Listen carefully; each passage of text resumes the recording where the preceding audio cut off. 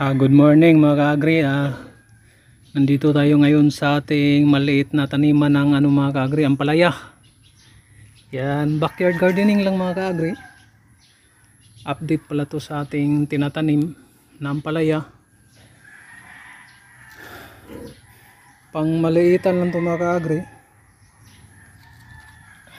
Pang sariling konsumo lang.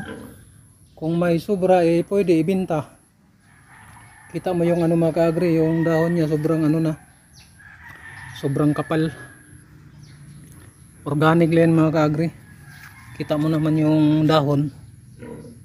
At saka yung ng kakao. Mga 2 to 1 buwan to mga ka-agri, na to. Magsisimula na tong mamunga mga ka-agri. Kaso mabilis tong dalawin ng insekto. Tingnan mo. Yan anong tawag ba tong na to?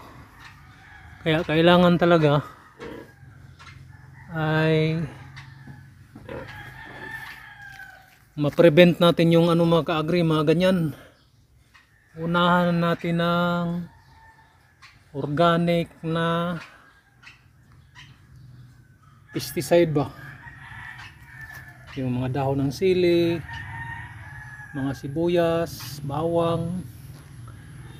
Mga ka-agri, sipag lang talaga para hindi ka bibili ng umakyat na mga ka-agri. Lulusog, nagsipag-akyatan na, nabubulol na ako. Itong naman na to ay huli kasi to huli na mga 1 linggo to Tingnan mo hindi pa gaanong sanay sa araw, kaya tinatanggalan ko ng para masanay na siya mga ka-agri.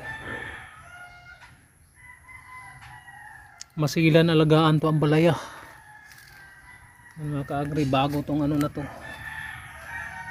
Tapos kailangang lilinisin ko tong na to mga ka-agri. Ito panibago tong isa na to. Namatay kasi yung isa mga ka-agri. Inano ng aso, pinaglaruan. Yan 2 lang yan dyan. Yan. Kahit sa sobrang busy natin mga ka-agri, mapakalabasa, dragon fruit. Nagtatanim ako ng dragon fruit mga ka-agri. Tapos luya, taniman ko ng luya to dito. Ito lang ginagawa natin, makatulong to sa environment natin, kasi hindi tayo gumagamit ng pataba na mabibili sa tindahan na nakasisira sa lupa. Yan ang dahilan ng pag-iba ng ating ng panahon, o mas sinatawag na global warming. Mga basura, mga plastic na tinatapon lang, pagputol ng kahoy, pagsiga ba, yung anong tawag niya sa Tagalog, pagsiga or pagdaod sa yung mga basura, kasi pupunta lahat yan sa ng ating ozone layer. Kaya nabubutas na yung ozone layer natin mga ka-agri, dahil sa mga sinusunog natin na basura, mga plastic.